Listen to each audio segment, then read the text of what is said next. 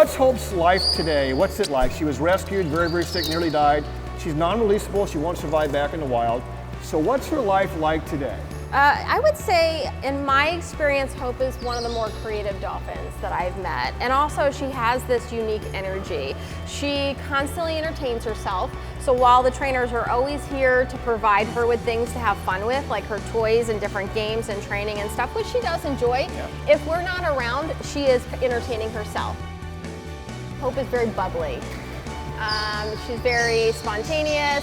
She's very energetic. It reminds me of a little girl that just kind of hops, skips, and jumps everywhere. You know, she would be doing cartwheels if she was a kid. And Winter would be saying, can you just slow down? Yeah, Winter would be reading a book and relaxing, and you know, she'd probably be knitting. Yeah, and you know, an important part of what we do is to get to know them and what each individual dolphin likes, because she really likes the squirt gun, but that doesn't mean that Winter values it the same. Right. And getting to know them on an individual basis like that allows us to provide them with better care. The timing and circumstances around Hope's arrival at CMA are still hard to believe. I know, I was there. Her arrival was just as you saw played out in Dolphin Tale 2. Time was of the essence. She didn't have long to live. Here's the incredible story. So Abby, Saturday, December 11, 2010, after 4 years of work and 4 months of filming, Dolphin Tale is wrapped, we're done. We were filming right there the last day, remember that? Yep. 5 o'clock that day, we were wrapped. At 6 o'clock, we had a party planned at the restaurant right next door called Island Way Grill. Between 5 and 6, we get a call about a dolphin being rescued on the other coast of Florida. What was that like, from being in your nice dress at the party to getting ready here to take a dolphin? What was that like that night? Yeah, I really had to multitask, and so did the rest of the team. I mean, that was big for us. We had this huge task ahead of us, and that was saving a baby dolphin. So the van backs up literally right here where we are. The dolphin's inside. What did you expect at that point? I expected an animal that was critical. We knew that she was a calf and she was vulnerable. We needed to get her into the water right away. Steve McCullough from Harbor Branch, rather than putting her in the crane, grabs her, Lily runs this way to save time. What are you thinking at this point in time? Because you're thinking about what you do next. What's the next step? Yeah, this is a very intense situation because the calf is stressed out. We need to be able to get it into the water as quickly as possible. Literally carry her up the steps right here. What's the first thing you know you have to do once we actually drop her in the water? Well, we got to get her accustomed to this new environment that she's never experienced before. We want her to immediately start to calm down, to orient herself.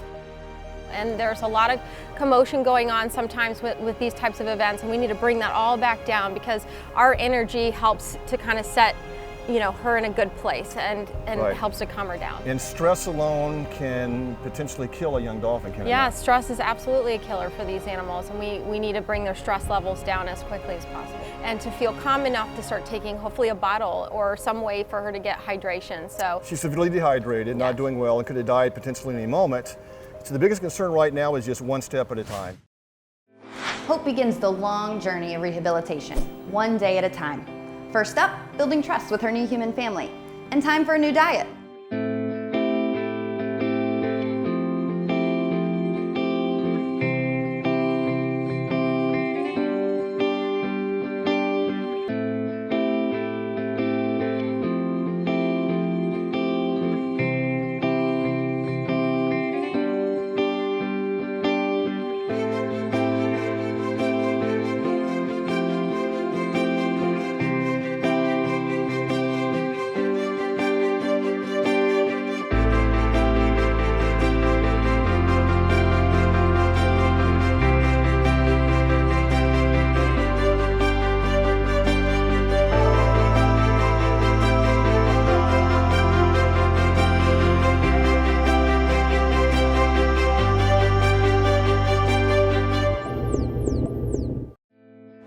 Too young to be released back into the wild. Enrichment, which includes daily human engagement, keeps Hope mentally active as she graduates into specialized and larger pool systems.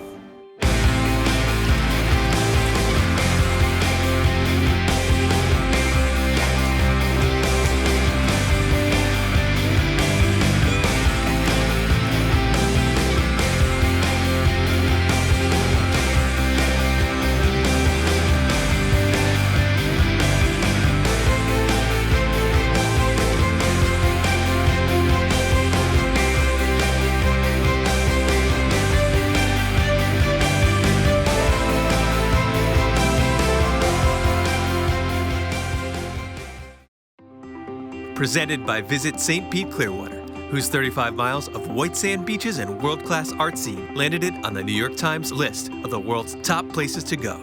Plan your own adventure at liveamplified.com.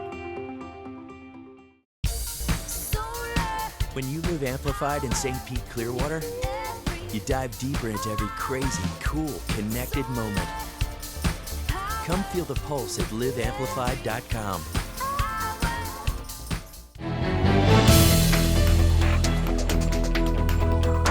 So the CMA Sea Turtle Department and the Stranding Department, the last 2 days have been extremely busy. We received over 20 live intakes.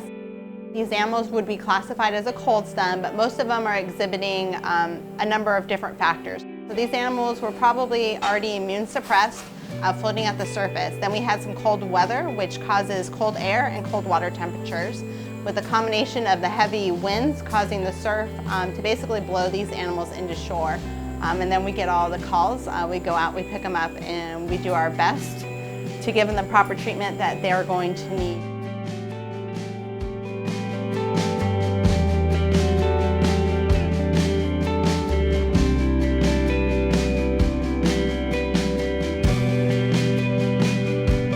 Once again, we're here with all of our turtles. We still have a large number of turtles coming in. In fact, yesterday we had 8. We're up to a total of 94 live intakes. We're kind of moving to the next stage in rehab with a lot of these guys.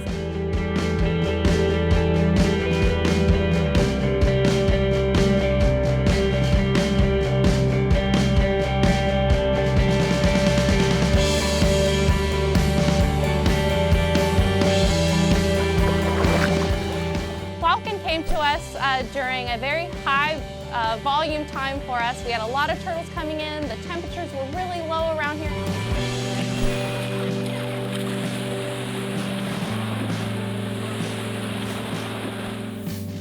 Look for part 2 of Hope's amazing story as she meets her companion Winter and settles into life here at Clearwater Marine Aquarium.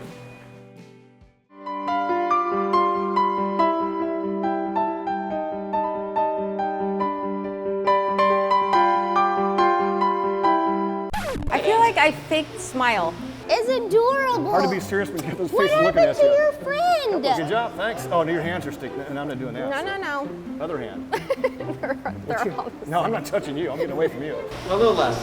How about I wink? Yeah. Except I don't know how to wink.